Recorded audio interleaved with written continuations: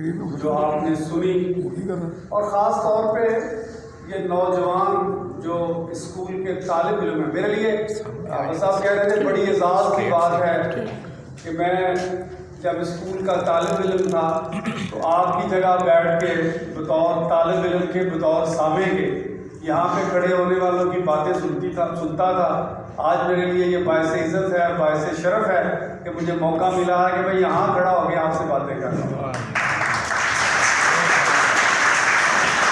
آج کی تقریب کے لیے میں بہت شکر گزار ہوں، بہت زیادہ شکر گزار ہوں، بہت زیادہ مبارکباد کا مستحق جانتا ہوں اس مادر علمی کے ہیڈ ماسٹر جناب وکاس صاحب اور ان کے رفقا کار کا کہ انہوں نے حافظ حمید صاحب پر نہ صرف اس حال کو استعمال کی اجازت دی بلکہ اس تقریب کے انتظامات میں بھی پورا اپنا حصہ تھا وہ اس میں ڈالا ہے۔ ہم آپ کے بہت مشہور ہیں سر، آپ کے ساتھ سے آپ کے طالب علم۔ آج کی یہ تقریب جو یہاں پہ منعقد کی گئی، اس کے علاوہ ملک بھر میں مولانا کے بندہ تھا، یہ خالصتاً وزیر آباد کے کارکن صحافی اور ان کے صدر جناب افتخار احمد بٹ صاحب اور حافظ منیر صاحب کی یہ کوشش تھی، اور اللہ تعالیٰ کا بڑا فضل ہے۔ اس طرح کی تقریبات میں سامعین کو تلاش کرنا پڑتا ہے، لیکن الحمدللہ یہ سارا حال بھرا ہوا ہے۔ پہلی تقریب پچھلے سال جب منعقد کی تو زاہد الراشدی صاحب نے مہربانی فرمائی، ملک شباز صاحب وہاں مقرر تھے، افتخار بٹ صاحب نے بھی وہاں پہ تقریر کی، چند سامعین تھے۔ الحمدللہ ایک سال میں یہ حال یہ بھرا ہوا ہے، اور میں امید کرتا ہوں کہ انشاءاللہ تعالی آئندہ آنے والے سالوں میں مولانا کے بارے میں اور اپنے دیگر اسلاف اور خاص طور پہ وزیر آباد کی وہ شخصیات جنہوں نے ملک و قوم کے لیے خدمات سر انجام دیں اور اپنے گہرے میں کچھ ثبت کیے، ان کی یاد میں ہم یہ تقریبات کراتے رہیں گے۔ مولانا کے حوالے سے ملک صاحب مولانا ملٹی ڈائمینشن شخصیت تھے، وہ شاعر تھے، وہ ادیب تھے، وہ نعت گو شاعر تھے۔ تحریک پاکستان میں ان کی قربانیوں کے بارے میں بھی بات ہوئی،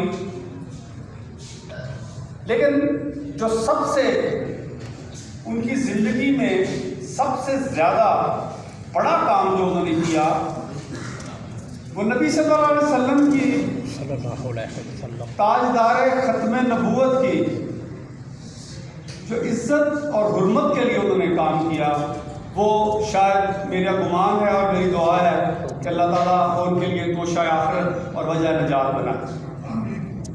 جب مولانا تشریف لائے، ان کے والد صاحب ذمہ دار اخبار کی بھی بات ہو گئی، میں ایک دو واقعہ سنا کے اپنی بات ختم کرتا ہوں کیونکہ ٹائم کافی ہو گیا، عصر کا ٹائم تھا، 3 بجے ہم نے ختم کرنا تھا۔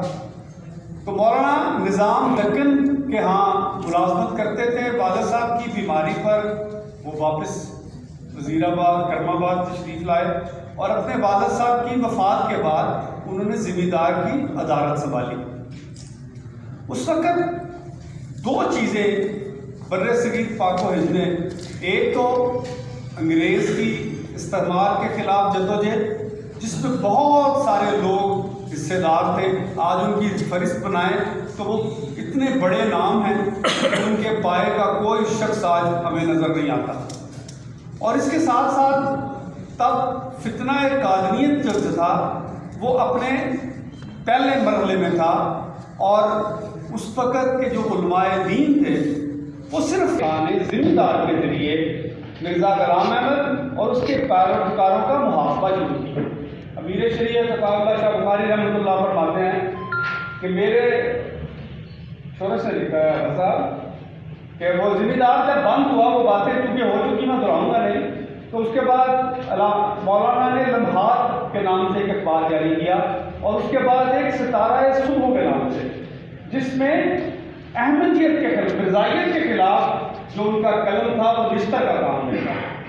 تو وہ انہوں نے فرمایا، مولانا کہتے ہیں امیر شریعت کہ میرے دل میں، میرے جگر میں ستارہ صبح نے آگ لگائی، اور میری شریعت کہتے ہیں کیونکہ اب کیونکہ یہ بچے اور کہا گیا کہ پڑھیں، کچھ بزرگ بیٹھے ہیں جو حرار میر شریعت اللہ شاہ بخاری اور ان کے کام کو جانتے ہیں. تو مرزائیت کے خلاف جو اس وقت جنگ تھی، جو جہاد تھا، اس کے جو سرخیل تھے، جو اس کے سلار تھے، جو قافلہ سلار تھے، وہ مجلس حرار اور امیر شریعت تھے. تو امیر شریعت فرماتے ہیں کہ میرے اندر جو یہ طلب پیدا ہوئی قادیانیت کے فتنے کے خلاف، وہ مولانا کی تحریر اور مولانا شاہ کشمیری رحمۃ اللہ علیہ نے اس کی قیادت مجھے سونپی. اسلاف کو یاد کرنا، ان کی باتوں کو دہرانا، ان کے کارناموں کا ذکر کرنا، یہ ہمارے لیے بہت ضروری ہے. آج یہ نوجوان بیٹھے ہیں، شاید ان میں سے بہت سارے لوگ اپنے اکابرین کے نام سے بھی واقف ہیں، لیکن ہم ساری جتنی گفتگو ہماری ہوتی ہے اس میں قصوروار نوجوان نسل کو ٹھہراتے ہیں. لیکن میں سمجھتا ہوں کہ یہ قصور ان کا نہیں ہے، یہ قصور ہمارا اور ہمارے سے پہلے والی نسل کا ہے کہ جنہوں نے اپنا وہ رول جو ان کو ادا کرنا چاہیے تھا کہ ان بزرگوں کا تعارف اور ان کا پیغام آنے والی نسلوں تک پہنچاتے، وہ شاید ہم نے اپنا شیخ جلال صاحب رول ختم کر دیا. اب یہ انٹرنیٹ کا زمانہ ہے، موبائل کا زمانہ ہے، شاید 2-4 سال بعد اور ٹیکنالوجی آ جائے گی. یہ پرانی باتوں پہ اپنی دلیل نہیں کرتے، یہ دلیل مانگتے ہیں، یہ ثبوت مانگتے ہیں. ہم ان کو ڈانٹ دیتے ہیں، ہم ان کو ڈپٹ دیتے ہیں اور ان کی باتوں کا جواب نہیں دیتے. ان کی تشنگی کے لیے کوئی ہمارے پاس موجود نہیں ہے. لیکن ہم انشاءاللہ تعالیٰ یہ جو حافظ صاحب نے کہا سٹیزن کونسل وزیر آباد کا بنیادی مقصد یہ غیر سیاسی، بالکل غیر سیاسی، جس کا ووٹوں سے الیکشن سے کوئی تعلق نہ ہوگا، اس کا بنیادی مقصد صرف اور صرف وزیر آباد. میں آپ سے گزارش کروں، حضرت میرے بھائی دوست بیٹھے ہیں، وزیر آباد شہر بڑا مردم خیز دکھتا، بڑے بڑے لوگ، یہ لسٹ یہ لگی ہے، اس طرح کی 2-4 اور لسٹیں بھی لگ سکتی ہیں وزیر آباد کے بڑے لوگ، لیکن بدقسمتی سے یہ وزیر آباد شہر اب رہنے کے قابل نہیں ہے. لوگ یہاں سے ترک سکونت کر رہے ہیں.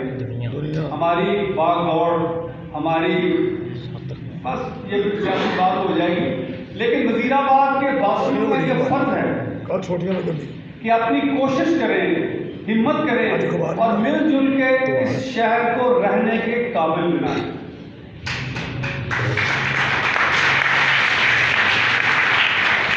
لوگ یہاں سے ترک سکونت نہ کریں بلکہ فخر سے وزیر آباد میں رہنا پسند کریں. اور جس طرح لوگ ڈی ایچ اے اور کینٹ اور ڈی سی کالونی میں جا کے اپنی رہائشیں بنا رہے ہیں، لوگ وزیر آباد میں رہنا آ کر رہنے کے لیے اپنی کوشش کریں. وزیر آباد وزیر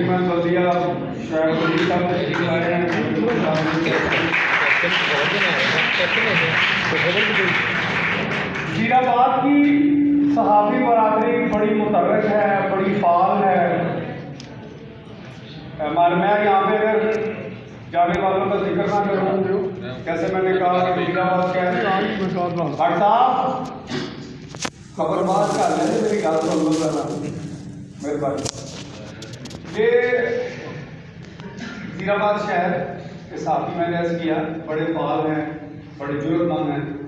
اگر میں یہاں پہ ذکر نہ کروں مولانا ظفر علی خان کے حوالے سے بھی اور صحافت کے حوالے سے بھی، عبد الکریم بٹ مرحوما جب ہمارے میں نہیں ہیں، حافظ مشتاق کوکب صاحب نہیں ہیں، بے شمار ان کے لیے رحمتیں، بے شمار ان کے لیے آسانی کی دعا کرتا ہوں.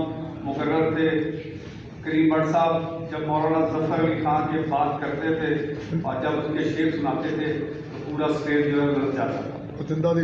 اب ان میں سے اللہ تعالیٰ لمبی عمر دے ملک شہباز صاحب، اللہ تعالیٰ ان کو صحت والی ایمان والی لمبی عمر دے. صحافت، آج کی صحافت اور مولانا ظفر علی خان کی صحافت میں بہت فاصلہ آ چکا. پاکستان میں صحافت کرنا، سچی بات کہنا اب جرم کا درجہ حاصل کر چکا ہے. یہاں جوکوں کا گاؤں ہے. بے شمار صحافیوں نے اپنی جانیں دی ہیں اس قلم کی آگ مولانا ظفر علی خان کو آپ لوگوں نے صحافت بھی کہا گیا آپ صاحب. میری گزارش ہے چیئرمین پریس کلب سے اور ان کے ساتھیوں سے کہ یہ جو آبرو صحافت کا ٹائٹل ہے کم از کم اس کی پاسداری کے لیے کچھ نہ کچھ کوشش ہمیں سب مل کے کرنی چاہیے. بے شک. آخری بات صحافی کا کام خبر کی تلاش کرنا اور اسے شائع کرنا. چوہان صاحب کہا کرتے تھے کہ صحافی کا کام ہے سب کی خبر لینا، سب کی خبر لینا. لیکن میں ایک گزارش کروں گا، اس بات کی سعادت سے ایک گزارش کروں گا کہ خبر دینے میں اور پکڑی اچھالنے میں فرق ہونا چاہیے. بے شک. میری آپ سے گزارش ہے ہر طرح کی خبر دیں، خاص طور پہ ظالم کے خلاف، قانون شکن کے خلاف، راشی افسر کے خلاف. لیکن ٹو لگانا، کسی کی کمزوری کی تلاش کرنا اور پھر اس کو بے آبرو کرنا، یہ نہ صحافت ہے نہ صحافی کا مشن ہے. میں آپ سے التجا کرتا ہوں، مہربانی فرما کے ان بچوں کو، یہ جو آج 9th اور 10th کے اسٹوڈنٹس ہیں، یہ کل کے ہمارے لیڈر ہیں، یہ ڈاکٹر ہیں، یہ انجینئر ہیں، یہ آئی ٹی انجینئر ہیں. اللہ تعالیٰ ان کو لمبی عمر دے آمین. اور اس ملک کی خدمت کرنے کی توفیق دے. اور مولانا ظفر علی خان اور ہمارے جو دیگر اسلاف ہیں، میں ہیڈ ماسٹر صاحب سے گزارش کروں گا، جب یہاں کے اسکول میں جب ہم پڑھتے تھے اسٹوڈنٹ، تو یہاں پہ بڑی ہی غیر نصابی اور اسپورٹس کی ایکٹیویٹیز ہوتی تھی جو تمام گورنمنٹ کے اسکولز میں سے ختم ہو گئی. میں اپنے ساتھیوں سے، شعیب صاحب سے، ملک شباز صاحب سے اور بہت سے دوستوں سے کہتا ہوں کہ اگر گورنمنٹ اسکول، یہ بلڈنگ سب سے بڑی ہے اسکول کی، ہمارے کالج کی بلڈنگ سب سے بڑی ہے، گرلس کالج کی بلڈنگ سب سے بڑی ہے، لیکن والدین مجبور ہیں اپنے بچوں کو پنجاب کالج اور اس طرح کے دوسرے کالجز میں بھیجیں. اس کی وجہ یہ ہے کہ اب خیال یہ راسخ ہو چکا ہے کہ گورنمنٹ کے جو اسکول ہیں یہاں پہ بچوں کو اچھی تعلیم نہیں دی جاتی. اس لیے والدین مجبور ہیں کہ گورنمنٹ اسکول کے علاوہ جو پرائیویٹ اسکول ہیں جو بھاری فیسیں لیتے ہیں وہاں پہ اپنے بچوں کو. لیکن میں نے یہ اسکول کا چکر لگایا ہے، مجھے بڑا ہی افسوس ہوا ہے کہ جس طرح گورنمنٹ اور ہماری جو حکومتیں ہیں انہوں نے اسکولوں کو نظر انداز کیا ہوا ہے. یہ پتہ نہیں کروڑوں اربوں کے ایجوکیشن کے فنڈ کہاں چلے جاتے ہیں. اسکول میں فرنیچر نہیں ہے، دروازے ٹوٹے ہوئے ہیں، تو کیسے والدین اپنے. یہ ہمارے عوامی نمائندوں کی ذمہ داری ہے اور اسکول کے اور ماسٹر صاحب کی ذمہ داری ہے کہ ان اسکولوں کا لیول اتنا بلند کریں کہ لوگ پرائیویٹ کالجز اور اسکولس میں جانے کی بجائے گورنمنٹ میں اسکول میں داخل ہونے کے لیے سفارشیں ڈھونڈتے تھے. وقت کافی گزر چکا. میں بہت مشکور ہوں اس تقریب کے روح رواں جناب حافظ منیر صاحب کا اور ہیڈ ماسٹر جناب وقاص صاحب کا اور ان کے اسٹاف کا کہ آپ نے ہمیں موقع دیا مل کے بیٹھنے کا. زندگی رہی تو انشاءاللہ تعالیٰ پھر ملیں گے. بہت شکریہ.